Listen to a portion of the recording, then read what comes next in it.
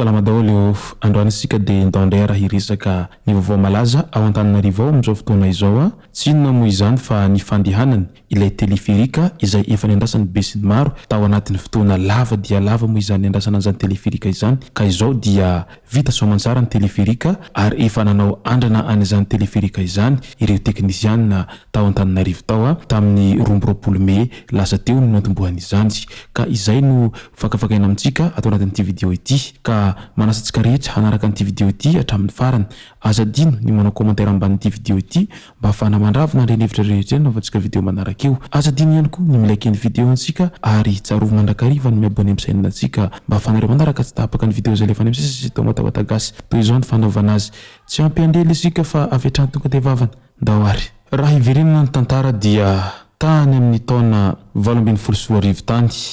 no nitsiry tao anatiny sainy ireo mpitondra firenena am'izao ity resaka teleferika ity tamin'izany andro zany no raha nahatadidy isika fony Andry Rajoelina izay nanao propagandiny tamin'izany dia nitondra maquette maromaro izy izay vita montage vidéo mihitsy tamin'izany ny animation 3D izay nasehony tamin'ny be sy ny maro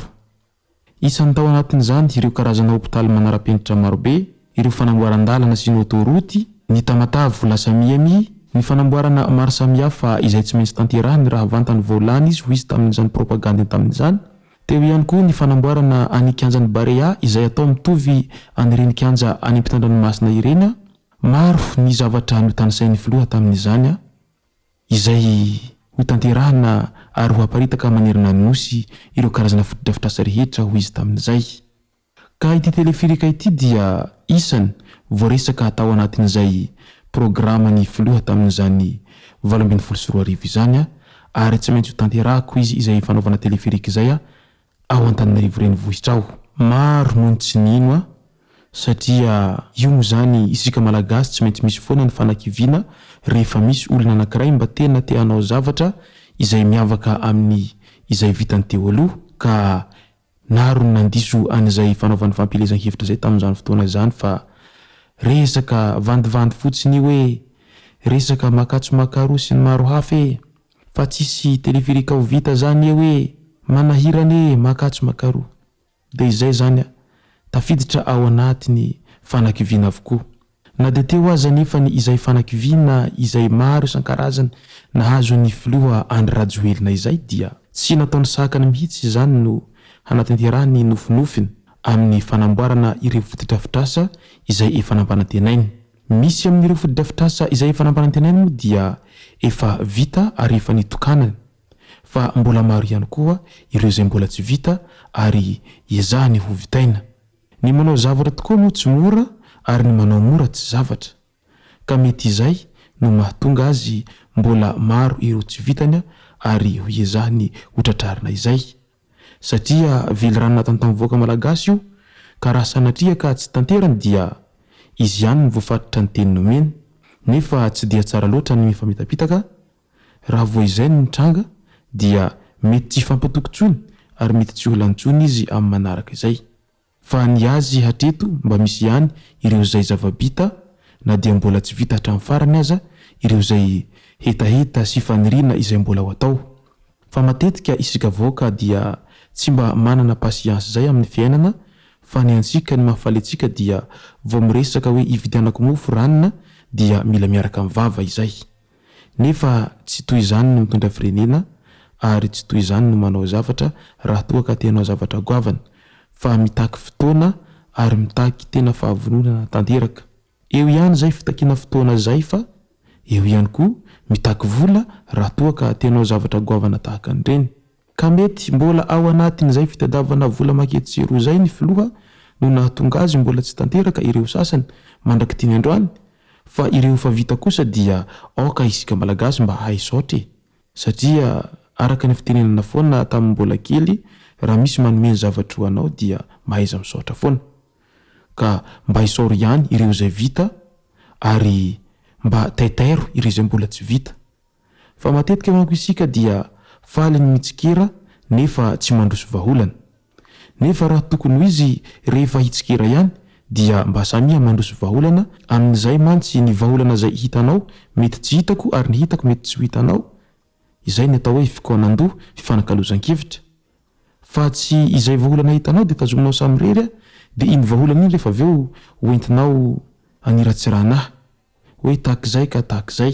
efa tara izy amin'izay fotoana izay ka noresahako moa izay rehetra izay satria ny toetsentsika koa indraindray mba mila fanovana ihany izao isika dia nahavita teleferika ihany izay vita ao Antananarivo ao na dia maro aza ny tsy nankasitraka an'izany fanaovana teleferika izany fa azo lazaina tombony lehibe ho Antananarivo ny fananany an'izany teleferika izany maro ireo faritra manerana ny nosy mba nitsiriritra ny hahavita an'izany teleferika izany fa Andriamatoa Andry Rajoelina ny safidy manokana ao Antananarivo renivohitra no hanaovana an'izany asa raha mba ho isy an'izany teleferika izany koa any amin'ny faritra hafa aorian'izao sa ahoana ho inareo sa ve ao Antananarivo rery ihany zany miendrika ny teleferika ho izy sasany iray ka dia manoloana izay fahavitan'ny teleferika izay iny fa nisy andrana izay natao nanomboka tamin'ny 20 ny volana May 2024 izay kalesy telo no nalefa tamin'izany ary tsy nasiana olona ny tao anatiny tontosa soamantsara izay andrana izay natao izay manoloana an'izay essai teknika izay ka azo lazaina fa tanteraka amin'izay nofinofiny malagasy ilay te hita ny teleferika efa hatramin'ny ela satria io izy fa vitany filoha tokoa ny nampisy ny teleferika ho an'ny Madagasikara indrindra ho an'ny faritra ny Antananarivo ao maro sahady nivoaka amin'izao fotoana izao mba maniry ny tehitaingana an'izany teleferika izany asa angambany amin'ny fotoana isokafany io teleferika io mety tena ilaharana mihitsy eny amin'ny garan'ny teleferika satria samby tehitaingana an'izany daholo ny tsirairay vaovao-javatra moa izy ity raha ho an'ny Madagasikara satria zavatra tsy mbola fahita tao anatin'ny enimpolo taona mihitsy zao hitantsika izao ka io izy fa vitany Andriamatoa Andry Rajoelina ny nampisy teleferika ho an'ny Madagasikara na dia efa naro aza ireo olona izay efa tsy nino ny fahivitana izany intsony ary maro ihany koa ireo olona izay tena efa kivy tanteraka fa hoe tsy ho vita zany teleferika izany fa propagande fotsiny nefa nidisovin'ny filoham-pirenena izany tsao sy ny eritreritry ny sasany izay tsy mitombina izany fa izao izy vita izao ny teleferika ka dia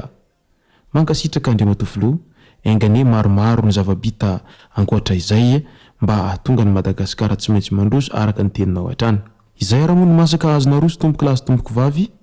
misaotra antsika rehetra nanaraka hatramin'ny farany ity video ity azadiny ny manao commentaire ambanin'ity video ity mba ahafahana mandravona ireny hevitra rehetra iny navatsika video manaraka io tsaroviny milakely video antsika ary azadiny toroko izany hatrany miabony amin'ny sainantsika mba ahafahanareo manaraka tsy tapaka ny video izay lefa any amin'ny sisy sy tomatapatagasy tomboko lahy sy tomboko vavy mangasitraka dia mirary soa